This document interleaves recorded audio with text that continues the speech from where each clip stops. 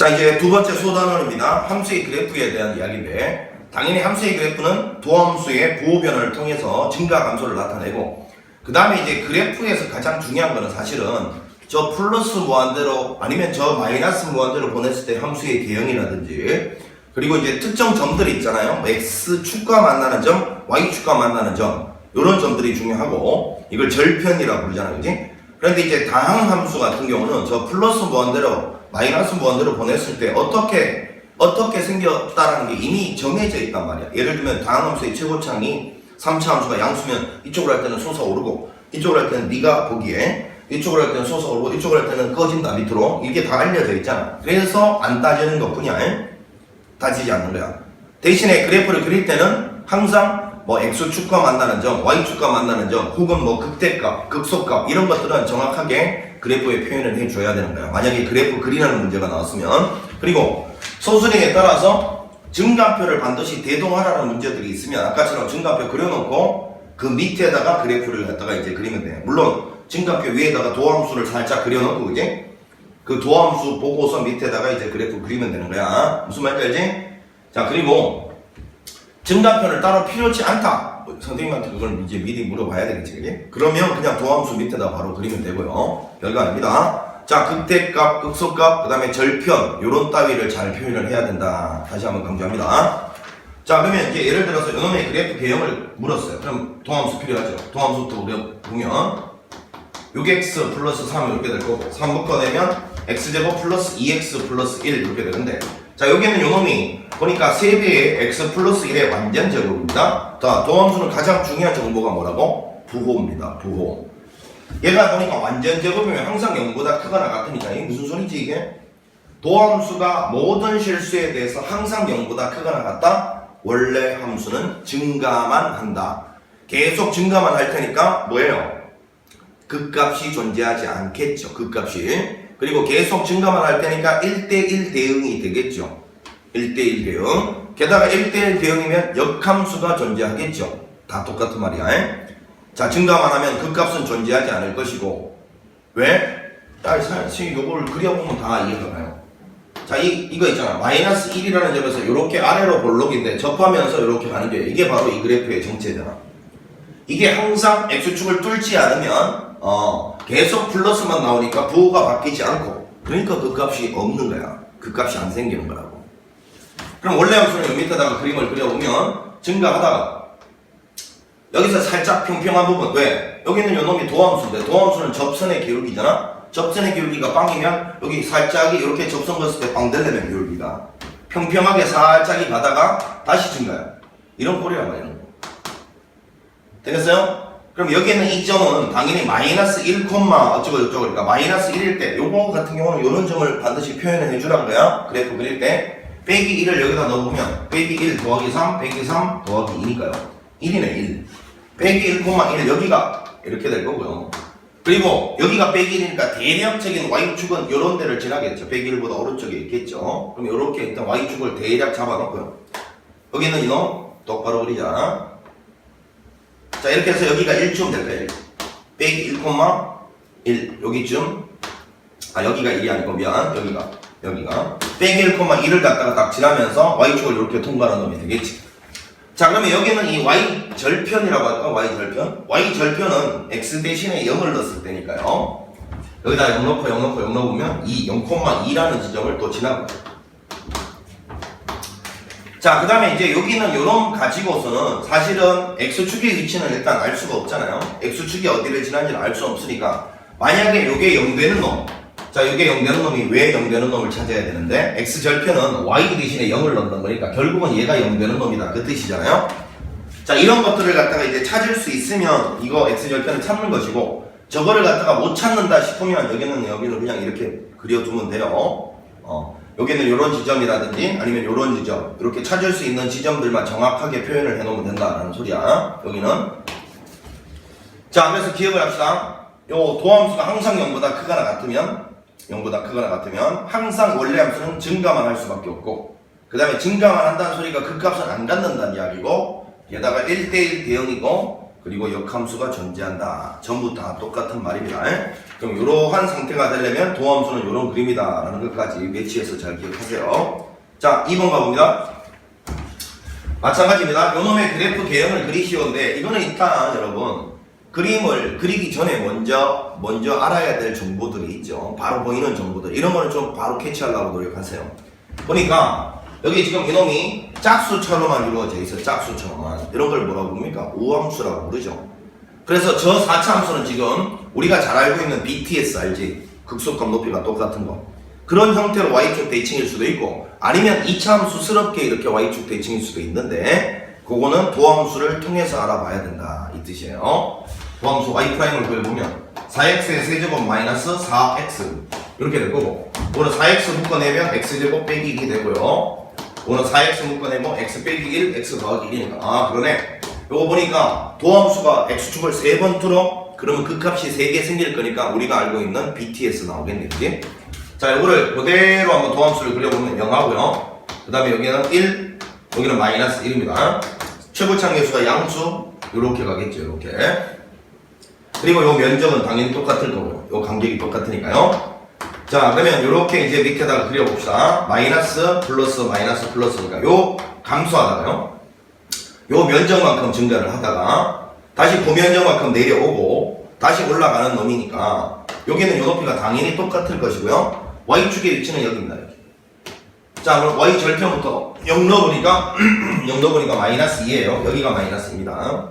자 따라서 X축은 누가 보더라도 이 위쪽에 이렇게 지나가겠죠. 마이너스 2가 결정되는 순간 X축의 위치를 상대적으로 파악할 수 있었습니다. 그 다음에 1하고 마이너스는 둘 중에 아무거나 하나만 넣어보면 되겠네. 1을 넣어보면 1 빼기 2 빼기 2니까 마3입니다. 마3. 여기가 마3. 여기도 마3이고요. 자 이런 그래프가 지금 여기가 1이고 여기가 마이너스 1일 때요. 요 그래프가 우리가 알고 있는 뭐 4차 함수 BTS의 형태죠. 자 요게 바로 2번 답입니다. 자 닫힌 구간 그거 매우 중요합니다. 자 3차 함수의 이제 최대 최소를 갖다가 구하라는 말인데 이놈의 이제 최대 최소라는 건 사실은 이 구간에서의 이 그래프를 그려서 이 구간 안에 있는 극대극소 그리고 양쪽 경계가 들어가고 있으니까 그 4개를 비교하는 거잖아. 그런데 우리는 3차 함수의 비율 관계를 통해서 어디서 최대되고 어디서 최소가 되는지 바로 찾을 수 있게끔 한번 시도를 해보라고 했죠. 기억하지? 도함수 그려봅니다. 도함수는 6x의 제곱 마이너스 24x 이렇게 될 거고 6x 묶어내면 x 빼기 4 이렇게 될 거니까 자 이렇게 가서 이제 여기서 아래로 볼록입니다. 자 원래 함수는 풀이니까 도함수가 증가하다가 감소하다가 증가하고 그런데 최대 최소 문제에 있어서는 뭐를 이제 추가적으로 이렇게 접선을 그려놓고요. 극대를 지나는 이렇게 접선을 그려놓고 자 여기서 당겨 내리고 여기서 그 다음에 여기 정중앙 대칭축이 2죠 2 여기서 그리고 여기는 4였고 여기는 0이었어요. 그 다음에 여기 이렇게 올리고 요랬을 때 여기 지금 그림이 조금 이상하지만 요 길이랑 요 길이랑 요 길이랑 요 길이가 1대 1대 1대 1로서 다 같아야 돼요. 한 칸이 20 차이나 20 여기는 그럼 6일 것이고요. 여기는 빼기 2다라는 걸 바로 알 수 있단 말이에요. 자 근데 범위가 마이너스 1에서 2까지를 보라고 하네. 자 마이너스 1은 한 2쯤 있을 거고요. 2는 여기쯤 있죠 여기. 그럼 여기서부터 요만큼 올라가서 요만큼 내려오는 요런 꼴일 테니까 결국은 0 집어넣었을 때가 최대고 2 집어넣었을 때가 최소라는 걸 알 수 있습니다. 그지?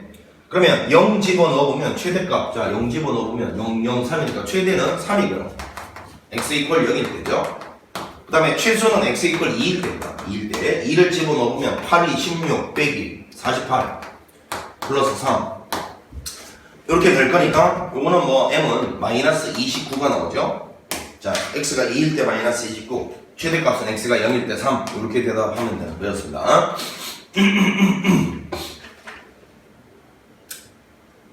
자 요게 이제 3번 답이고요. 4번으로 한번 가보겠습니다. 4번. 자, 4번은 별표를 치셔야 될 것 같은데 4번하고 5번 요런 거는 뭐 시험에 100% 나오는 문제들이잖아. 그 중에서 특히나 4번요. 요거 내가 예고합니다. 4번. 숫기문이야. 꼭 나온다. 4번 이거는 무조건 나온다. 명심해. 이렇게 강조했는데도 공부 안 하면 너 진짜 점수 못한다. 정신 차려야 돼. 자, 반지는 밑면의 반지의 길이가 높이의 합이 9인 원기둥의 부피인데, 자, 원기둥을 대략 한번 그려보겠습니다. 요렇게. 자, 이랬을 때 밑면의 반지름이 이렇게 있고요. R이 있고요. 그 다음에 요 높이가 여기서 여기까지를 말하는 거겠죠? 요 높이가 H라는 거예요. H라고 두자고. 자, 요거를 요렇게 두고, 이랬을 때, 여기는 요 R과 H의 합이 9다. 이렇게 해서, 자, R과 H의 합이 9다라는 관계식이 하나 나와 있습니다. 관계식. 자, 근데 이제 이 관계식의 용도는 뭐라고 했습니까? 관계식의 용도. 저 관계식의 용도는 소거하는 데 써먹는 거란 말이야. 미지수를 하나 줄이는 데 써먹는 거야. 예를 들어서 맨 마지막에 묻는 걸 보면 밑면에 반지름 길이를 물었단 말이야. 그러면 결국은 어찌됐건 내가 R을 찾아야 되니까 사실은 없어져야 될 놈이 누구예요? H잖아요. H. 그 H를 없앨 수 있게 해주는 게 바로 요 관계식의 용도단 말이야. R과 H의 관계식을 이용해서 H를 삭제할 수가 있는 거야. 다시 말하면 H를 R로 대체해서 없앨 수가 있는 거란 말이야.